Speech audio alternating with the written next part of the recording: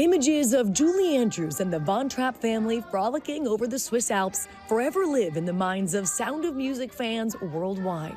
I am 16. The movie's so popular, as I saw firsthand in Salzburg, where they're celebrating the movie's 60th anniversary all year long. What better way to follow in the footsteps of Maria than with the official Sound of Music bus tour? No, a deer, a female deer. And while aspects of the 1965 Rodgers and Hammerstein film are accurate, the true story of the Von Trapp family is nestled in the hills of Stowe, Vermont. Welcome to the Von Trapp Family Lodge and Resort. Christina Von Trapp Frame is the director and executive vice president of her family's resort. She's also the granddaughter of the real Maria and Captain Georg Von Trapp. She wasn't as warm and cuddly as Julie Andrews was. There was definitely a level of discipline. We had to behave and be in proper manner. Just like in the movie. They're gone! The real Maria and Captain Von Trapp escaped the Nazi regime, fleeing their native Austria. But they didn't traverse the Alps with their instruments in tow. They took a train, pretending they were going hiking for the day, and went to Italy. They left with literally just their backpacks. They had a whole concert tour organized in the States, and they got their money advanced to them for their steamship passage fare. They knew they wanted to farm and be able to have the chance to grow their own food. And when they came up here and saw this property, they said, this is it. This is what they want. The family eventually turning their home into a hotel. Now celebrating its 75th anniversary, the Von Trapp Family Lodge and Resort now owns nearly 3,000 acres of sustainable farmland, grazed by their own Highland cows and sheep. They produce their own maple syrup, one of Vermont's main exports, and operate a clean craft beer brewery, the largest in Vermont, fueled by their natural spring water. But it's the family history ingrained in the land that keeps crowds coming back for more. My grandmother started skiing when she was around 50 years old, and in this photo, she would have been around 62 years old, I want to say. So there were two boys, Rupert and Werner, that went to the 10th Mountain Division and were fighting in Europe, and so all the girls were working on the farm. That's how we all grew up, just working and taking care of everything that needed to be taken care of. So this is our family cemetery.